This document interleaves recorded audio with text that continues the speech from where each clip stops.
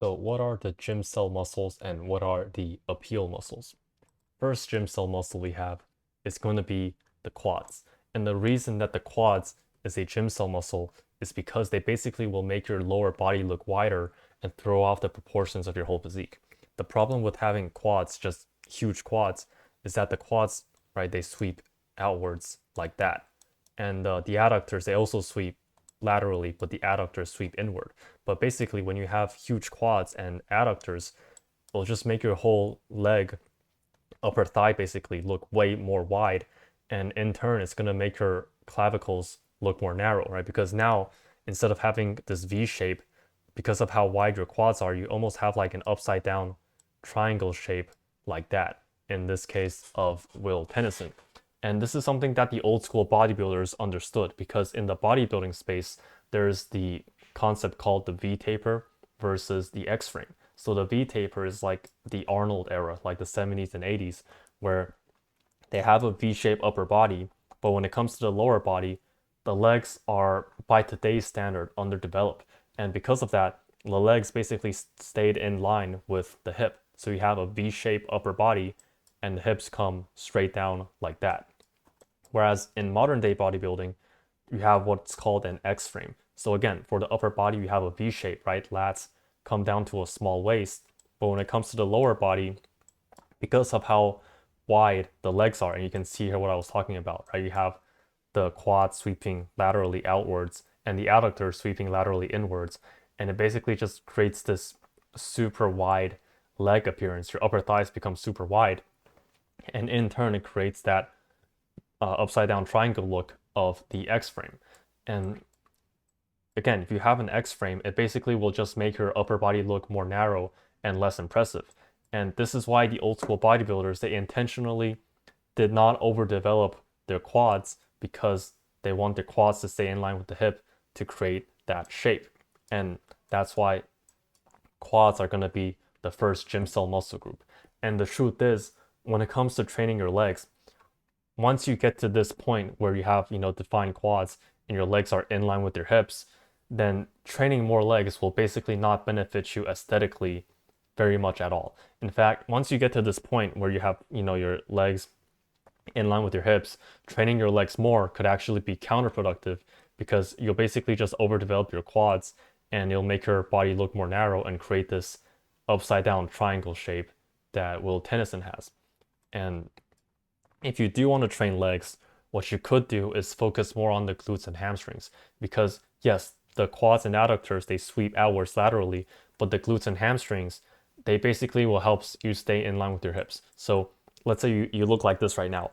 You can train your glutes and hamstrings as much as you want, but they will never come out from the side and it'll basically never break this Y shape that you have. So if you really want to train legs, don't focus on the quads, focus on the glutes and hamstrings.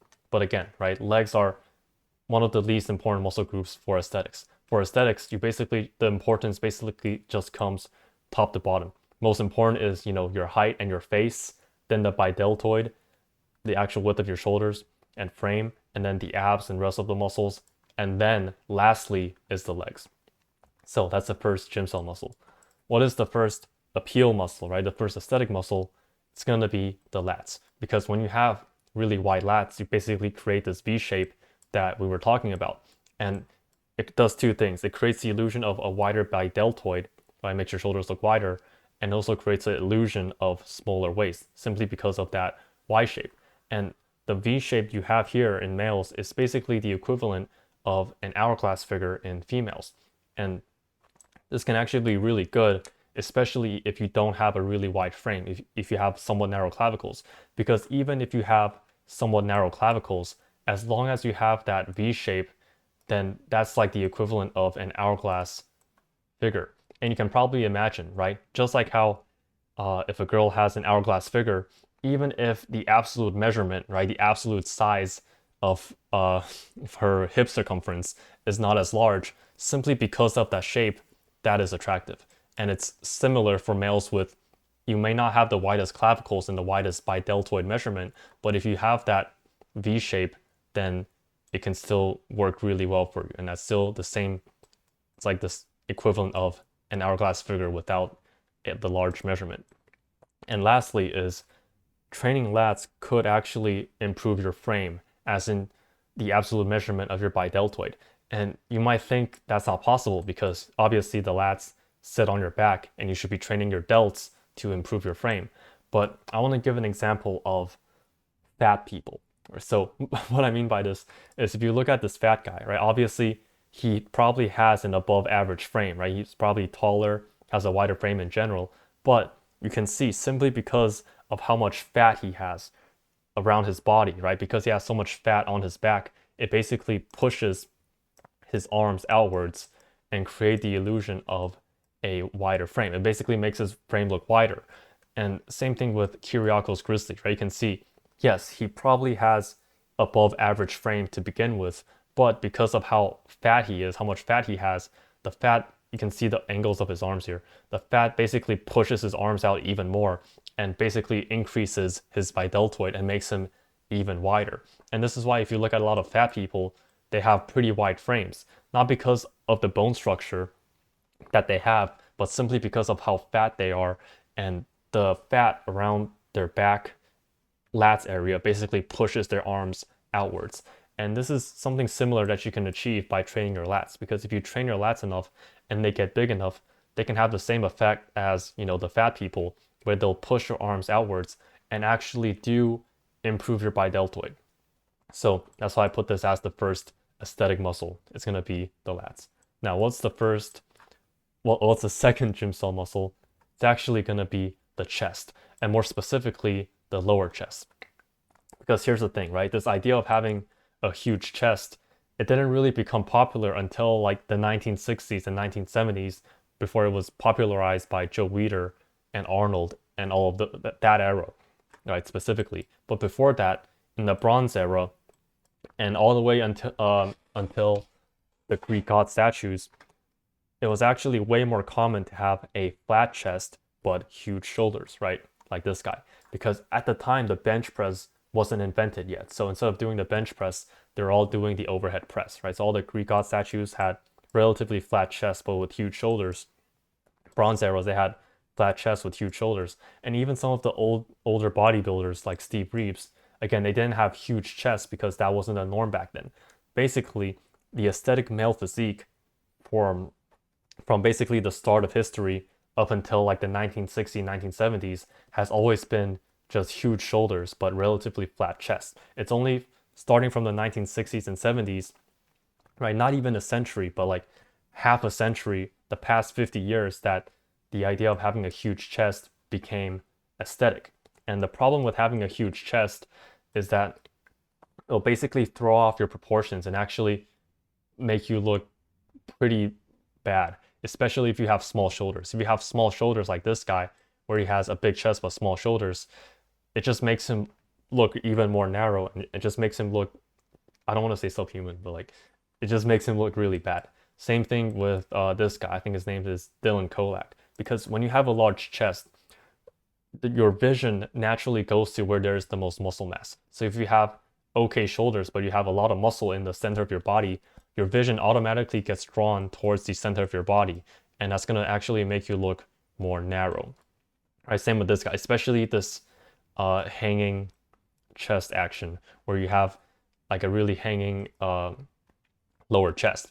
When you have a really saggy lower chest and you have huge quads where you have wide hips, you basically have the appearance of a woman, right? You have a saggy chest and just wide hips, wide legs. And that's basically the opposite of what we want. But unfortunately, with modern gym culture, it's basically become the norm to prioritize your chest and your quads. But again, instead of doing that, you want to prioritize the shoulders and glutes and hamstrings instead of the chest and quads. And actually, I think that's my next point. Yeah, next one is going to be the shoulders. And I should also make a disclaimer. I'm not telling you to just skip chest completely, but just know that especially if you overdevelop the lower chest and just overdevelop the chest in proportion to your shoulders, that will really mess up your physique. So instead of just chasing a big bench press, I recommend focusing more on shoulder pressing or just machine pressing in general. But yeah, shoulders, when you have bigger shoulders, like deltoids, it will increase your frame. It'll create the illusion of wider clavicles. It's possibly the most important muscle group for aesthetics. Obviously, you already know this, but yeah, aesthetic muscle is going to be the shoulders. Now, the next Gymcel muscle is going to be the triceps, right? And specifically, if you have short arms, right? If you have short arms, because when you have short arms and you have big triceps, it'll basically create the look of fat arms. You'll basically have arms that look fat, especially when you're not very lean. And what I would suggest is, in general, you should be focusing more on biceps than triceps, because if you just focus a lot on triceps and have a really triceps dominant arm, you're going to get that fat arm appearance whenever you're not lean. Whereas if you focus more on biceps, it's going to look way more aesthetic, right? Bicep dominant arms are just way more aesthetic in general. And because nowadays, right, everyone's focused on bench pressing and training their triceps, if you have a biceps dominant arm, it's going to really help you stand out and just make your physique look really good. Again, I'm not telling you to not train your triceps, just like how I'm not telling you to not train your chest, but just know that if you overdevelop these muscle groups in proportion to the rest of your body, then that's going to really mess up your physique. Whereas if you overdevelop the lats or the deltoids or some of these other muscle groups, then you basically can train these as much as you want. You can make these as big as you want, and they'll always make your physique look good. If you make these too big, then they'll basically throw off the appearance of your whole physique. In fact, I have an example I want to show. So if you look up on YouTube, Mike Israetel fat arms, you'll basically find this YouTube shorts of Chris Williamson describing Mike Israetel's physique as having fat arms. And that's because of two factors. Firstly, Mike Israetel, he has short arms, right? He's just short in general, but he has really short arms, and that basically makes his arms look really unimpressive despite the amount of muscle that he has. But secondly, it's because of the triceps, right? What I was talking about. Because of how tricep dominant his arms are, and because he's not lean, you basically have a fat arm type of appearance. So that's just what you should be careful about, especially if you have short arms. Now, next aesthetic muscle is going to be the upper chest, right? So when it comes to the lower and middle chest, having a huge saggy lower chest, especially if you're just doing a lot of dips, that'll make your physique look, pretty shit. But on the other hand, if you train your upper chest, you can basically never have an upper chest that's too big, right? That's the biggest distinction I want to make. I'm not saying you should never train these muscles. I'm just saying that this side, these are the muscles that can get too big. These are the muscles that you can overdevelop and mess up your physique. But these are the muscles that you can basically never overdevelop. You can never overdevelop your lats. You can never overdevelop your shoulders. You can never overdevelop your upper chest. These are ones that you can basically keep training and just make them as huge as possible. But these are the ones where you have to be careful not to overdevelop them based on your proportions, the rest of your muscles, or just your bone structure in general, right? Again, I'm not telling you to never train these. It's just a distinction I want to make. Next aesthetic muscle is going to be the abs, right? This is possibly one of the highest appeal muscles, but a lot of people just do not train this directly. And the thing with abs is you have to train it directly to actually cause the muscle to hypertrophy. Here I have two examples. First one is a marathon runner, and you can see that he is super lean, like super lean, but you cannot see his abs at all because he just doesn't have the ab muscles, and he just doesn't have basically any muscle on his frame at all. On the other hand, we have Eddie Hall, who, yeah, I think that's Eddie Hall, who's a lot higher body fat percentage, but you can see literally 8 of his abs because of how big the actual ab muscles are. So when you actually make the ab muscles bigger, you can see it at a higher body fat, and when you get lean, it's going to pop out even more. So start doing, decline sit-ups. You can do cable crunches. I started doing cable crunches standing up as well, where you can just focus on pure spinal flexion. But yeah, that's the last aesthetic muscle, right? Again, these are the muscles that you can never overtrain. You can never have abs that are too developed. You can never have upper chest that's too big. You can never have shoulders that are too big. Whereas these, you can have a lower chest that's too big. You can have quads that are too big, and you can have, triceps that are too big, like in the case of Mike Israetel. And lastly, I put this one in the middle because depending on how you train these two muscle groups, these can either fall into the Gymcel category or the aesthetic category. And these are going to be the neck and traps, right? So you have the neck, which will make you look more masculine and make you look like you lift when you wear clothes. And then you also have the traps.